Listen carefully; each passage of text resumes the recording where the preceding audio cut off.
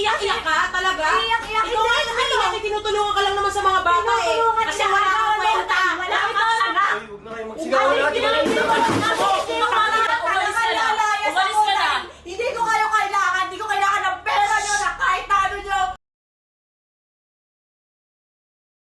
Trending ngayon sa social media.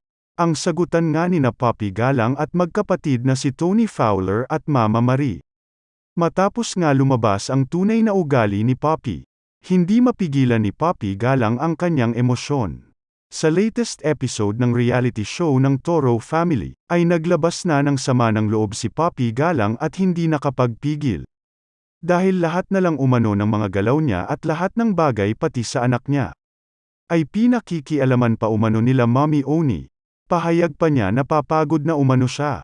Sagot naman ni Mommy Oni, papayagan naman umano siyang umalis. At wala naman umanong makakapagpigil sa kanya. Nagsimula ang sagutan sa loob ng bahay ng Toro Family.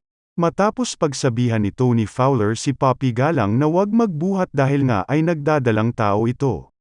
Dito ay naglabas ng sama ng loob si Poppy dahil lahat na lang umano ay pinakikialaman umano. Saad pa ni Poppy, lahat na lang pinakikialaman ninyo. Napapagod na ako. Ayaw ko na dito. Lahat ng bagay pinakikialaman ninyo sa akin. Mapa maliit mapa malaki ay wala kayong pinapalampas. Kaya ako nagmamadali ng umalis.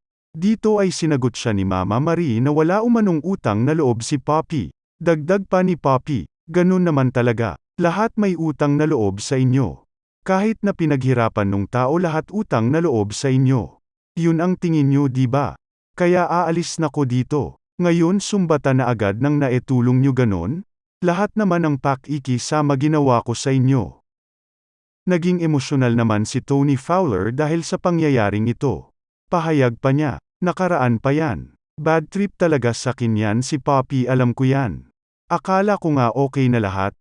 Naging emosyonal naman si Poppy Galang. Matapos hindi ito sinama ng kanyang ate na si Poppy Galang sa bagong lilipatan nito na bahay. Ani pa ni Poppy, anak ko ba siya? Kasalanan ko ba yung ginawa siya ng nanay ko? Nakisali din ba ako? Tapos ngayon magtataka kayo kung bakit sarili ko ang pinili ko, at yung mga bagay na hindi ko responsibilidad din. Bakit parang obligahin din ako?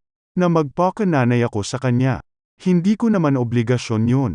So this time talaga I will choose myself talaga. At hindi ko kasalanan na may kapatid ako. Bakit pati yun ay aasa niya pa sakin di ba? Hindi ko obligasyon na mag-alaga ng hindi ko naman anak. Na magpakamagulang sa kapatid ko lang. At hindi ko siya responsibilidad eh. May jowa na nga siya eh, ready na siya to go on her own. Dito nga ay naging emosyonal si Pai.